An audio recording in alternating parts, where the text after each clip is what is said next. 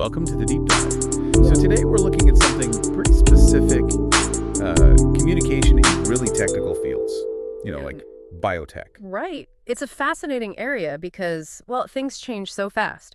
Discoveries are happening like all the time. Exactly. And the audience, we're talking scientists, researchers, they operate on data, peer-reviewed evidence. They live and breathe it. Rigor is everything. So the big question for our deep dive today is, how are companies actually connecting here? Because it seems like it's not through the usual marketing playbook. It's more about education. That's it precisely. The standard marketing approach, the flashy ads, the buzzwords, synergistic, disruptive. Oh, yeah. They just fall flat completely. Yeah. Scientists, well, they don't want a sales pitch.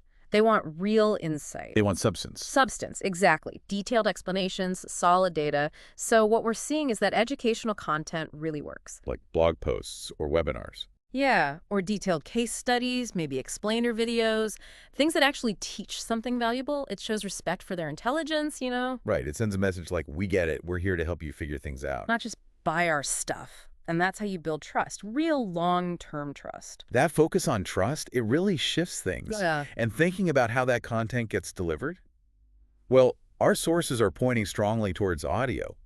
Things like this, expert discussions. Listening is becoming huge. Yeah, biotech pros aren't just reading papers anymore. They're listening, maybe commuting in the lab. During downtime, yeah.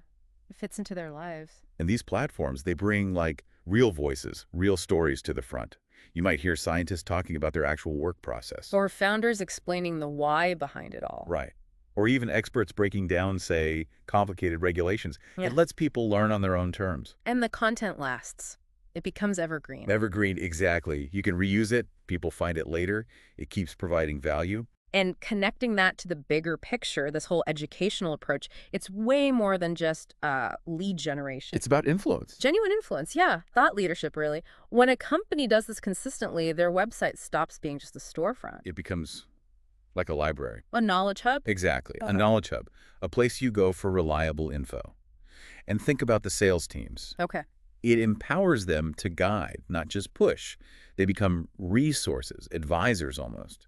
That makes sense. And it must help with hiring, too, right? Attracting people who believe in the mission. Absolutely. Top talent wants to be part of something meaningful, something contributing to the field. It just makes the brand, well, memorable, trustworthy. So, thinking about this for you, the listener, it really boils down to standing out, doesn't it? In a really crowded space. It really does. Because let's be honest, you look at most biotech websites, they kind of sound the same. Lots of innovative, next-gen, revolutionary, yeah. But the ones who actually teach, who have real conversations, explain how things work, share what they learned, even the setbacks. Those are the ones that build a real following. And that following, it becomes a community. And customers, collaborators, advocates even. Which really brings us to a crucial point, I think. For anyone wanting to make a real impact, especially in these data-heavy fields, how do you make sure you're offering genuine insight, real value? How do you avoid just adding to all the noise out there?